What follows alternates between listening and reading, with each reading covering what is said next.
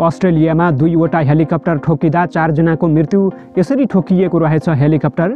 विश्व तरङ्गित हुने गरी उत्तर कोरियाले गर्यो यस्तो निर्णय। नेता किमद्वारा उत्तर कोरियाका दोस्रो शक्तिशाली सैन्य अधिकारीलाई यति खतरनाक कारबाही।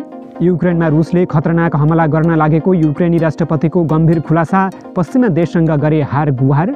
र भारतमा नोटबन्दीको मुद्दा टुङ्गियो। नेपाली बैंकमा रहेका 5 करोड भारु बन्यो खोस्टो। भारतले गर्यो नेपाललाई फेरि अन्याय। नमस्कार। ग्रेटर नेपाल टिभीले तयार पारेको अन्तर्राष्ट्रिय न्युजहरूको सङ्गालो ग्रेटर न्युजबाट विवश बुढाथोकीको यहाँलाई हार्दिक स्वागत छ। अब ग्रेटर न्युज विस्तारमा। अस्ट्रेलियाको दक्षिणी बन्दरगाहको गोल्ड कोस्टमा आकाशमा 2वटा हेलिकप्टर ठोकिँदा 4 जनाको मृत्यु भएको छ।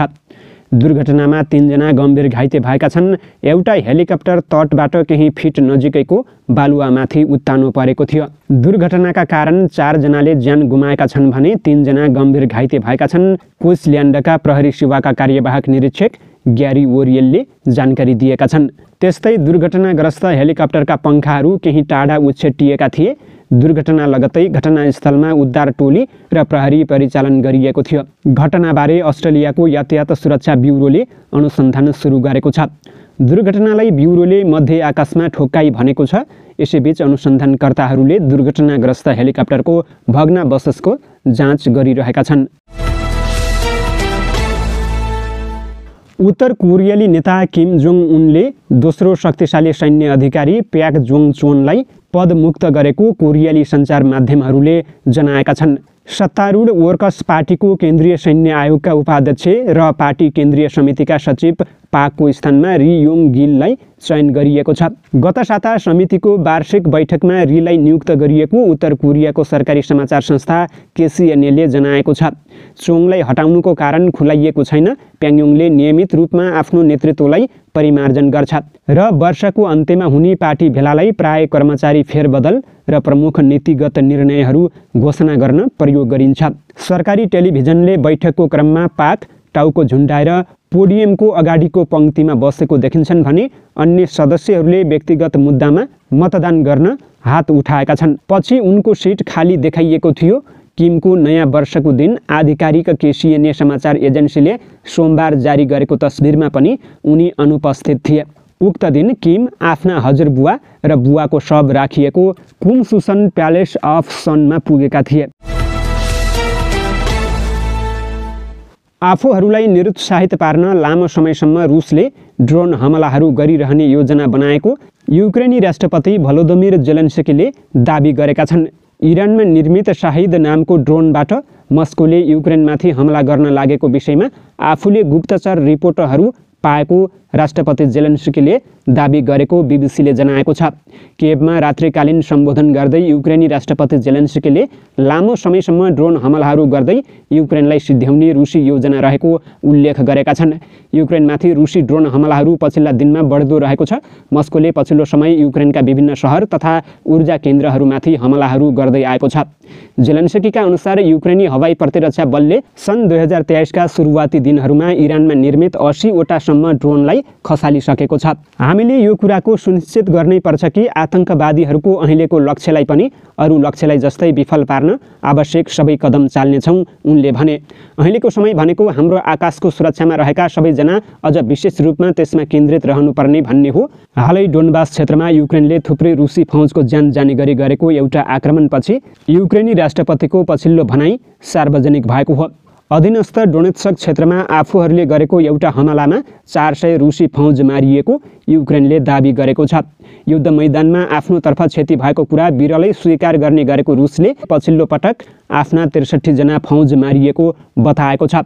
यद्यपि घटना भएको क्षेत्रमा जान नसकिने भएकाले दुवै पक्षको दाबीलाई स्वतन्त्र रूपमा पुष्टि गर्न नसकिएको बीबीसीले जनाएको छ। एक दिन अघि मात्र नेटोका महासचिव जेम्स स्टोल्टेनबर्गले रुस पछाडि हट्ने सङ्केत देखिएकाले पश्चिमा देशहरू युक्रेनलाई लामो समयसम्म सहयोगका लागि तयार रहनुपर्ने बताएका थिए। पश्चिमा देशहरूले रुसलाई सिध्याउन युक्रेनको प्रयोग गरिरहेको मस्कोले आरोप लगाउँदै आएको छ।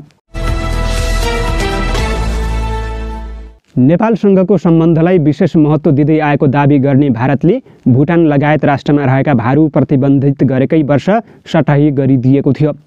नेपाल सरकार र राष्ट्र बैंकले हरेक उच्च स्तरीय भ्रमणमा भारू सटहीको एजेन्डा उठाउँदै आए पनि भारतले चासो देखाएको छैन। सन् 2016मा 500 र 1000 दरका नोट प्रतिबन्ध गर्ने भारत सरकारको निर्णय सही भएको फैसला भारतको सर्वोच्च अदालतले गरेको छ। नोट प्रतिबन्ध विरुद्ध परेका रिटमाथि भारतीय केन्द्र सरकार, रिजर्भ बैंक र रिट दायराकर्ताहरूको बहस सुनेपछि गत साता 7 डिसेम्बर 2022मा अदालतले उक्त फैसला सुनाएको हो। भारतीय सर्वोच्च अदालतका न्यायाधीश एस नजिरको अध्यक्षतामा 5 न्यायाधीश सम्मिलित इजलासले बहुमतका आधारमा सन् 2016को नोट प्रतिबन्धको निर्णय सही भएको निष्कर्ष निकालेको हो। न्यायाधीश नागारन्ताले भने यसमा फरक मत राखेकी छन्। नोट प्रतिबन्धको निर्णय 24 घण्टामै भएको, सरकारले शक्तिको दुरुपयोग गरेको, नोट प्रतिबन्धको प्रस्ताव गर्दा रिजर्भ बैंक अफ इन्डिया आरबीआईले स्वतन्त्र रूपमा काम गर्न नपाएको, 98% नोट प्रणालीमै फर्किएकाले कालो धन नियन्त्रण गर्ने उद्देश्य पूरा नभएको लगायत तर्कसहित फैसलामा उनले फरक मत राखेकी हुन्। नोट प्रतिबन्धको निर्णय गैर कानुनी भएको उनको धारणा रहेको छ। सर्वोच्चको फैसलापछि नोट प्रतिबन्ध गर्ने भारत सरकारको निर्णय कानुनी रूपमा पनि थप बलियो भएको छ। उक्त निर्णयमा भारत सरकार बलियो भए पनि नेपालमा रहेको प्रतिबन्धित भारू नोट सटही सम्बन्धी विषय थप अन्यलपूर्ण बनेको छ। पछिल्ला वर्षमा नेपाल र भारत बीचका हरेक बैठक तथा छलफलहरूमा प्रतिबन्धित भारू सटही सम्बन्धमा नेपालले कुरा उठाए पनि भारतीय पक्षले कुनै जवाफ दिन छाडेको छ। भारतीय केन्द्रीय बैंकसँग जोइन्ट टेक्निकल कोअर्डिनेसन कमिटीको नियमित छलफलमा धेरै पटक नोट सटही विषयमा कुरा उठेको छ। तर भारतीय पक्षले पटक पटक नोट सटही गाह्रो छ भनेर मौखिक रूपमा भनिसकेको छ। यसकारण पनि अब नोट सटही झनै अन्यलपूर्ण बनेको छ। नोट सटहीका विषयमा आफूहरूले पटक पटक कुरा उठाउँदै आएको र आउँदा दिनमा पनि त्यसलाई निरन्तरता दिइने राष्ट्र बैंकका सहायक प्रवक्ता नारायण प्रसाद पोखरेलले बताएका छन्। भारतकै स्वीकृति अनुसार नेपालले 500 र 1000 दरका नोट चलन चल्तीमा ल्याएकाले अहिले सटही गर्दैनौँ भन्न पाइँदैन। उनले भने, नोट सटही सम्बन्धमा हाम्रो अडान हिजो पनि थियो, आज पनि रहेको छ, भोलि पनि रहन्छ। भारत सरकारले नोट प्रतिबन्ध गरेको करिब 6 वर्ष भइसकेको छ।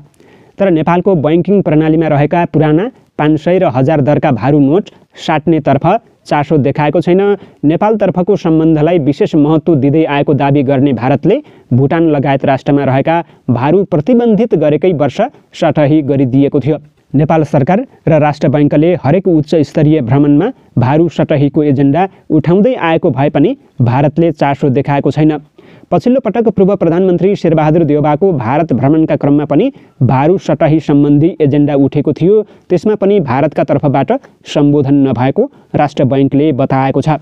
राष्ट्र बैंकको अनुसार हाल नेपालको वित्तीय प्रणालीमा करिब 8 करोड 10 लाख 800 रुपैयाँ बराबरका 500 र 1000 दरका भारू नोट रहेका छन्। 68,148 वटा 500 दरका 3 करोड 40 लाख 73,500 भारू राष्ट्र बैंकमा रहेको छ।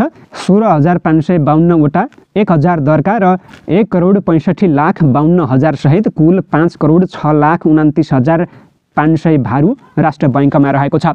भारत सरकारले भारू 500 र 1000 दरका नोट चलन चल्तीमा प्रतिबन्ध लगाउँदा नेपाली वित्तीय प्रणालीमा करिब 7 करोड 85 लाख भारू नोट रहेको बताएको थियो। तर सबै निकायसँग रहेको भारू सङ्कलन गर्दा करिब 5 करोड भारू जम्मा भएको हो। यसैबीच सम्बन्धित निकायले विभिन्न माध्यम मार्फत केही भारू सटही गरिसकेका छन्। यसबाहेक सर्वसाधारणसँग भएको प्रतिबन्धित भारूको एकिन तथ्याङ्क राष्ट्र बैंकसँग पनि छैन।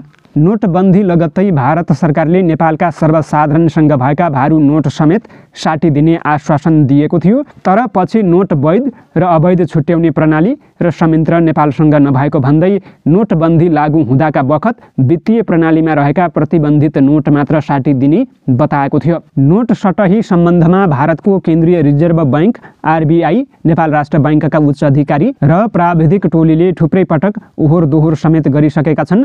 तर पनि कुनै ठोस प्रगति भएको छैन। भारू नोटका सम्बन्धमा दुवै देशका केन्द्रीय बैंक बीच संवाद भए पनि कुनै निष्कर्ष नआएको राष्ट्र बैंकले जनाएको छ। भारतले पुराना प्रतिबन्धित नोट नसाटेका कारण नेपाल राष्ट्र बैंकले 100 भन्दा माथिका भारू नोट माथिको प्रतिबन्ध कायम राखेको छ, जसका कारण भारतमा प्रचलनमा ल्याइएका 500 र 2000 का नयाँ नोट नेपालमा कारोबार गर्न पाइँदैन। राष्ट्र बैंकले पनि नोट नसाटेसम्म नयाँ नोटको प्रयोग खुल्ला नगर्ने अडान राख्दै आएको थियो। तर पछिल्ला वर्षमा 500 र 2000 दरका भारू नयाँ चलन चल्तीमा ल्याउन राष्ट्र बैंकलाई निजी क्षेत्रको दबाब रहेको छ।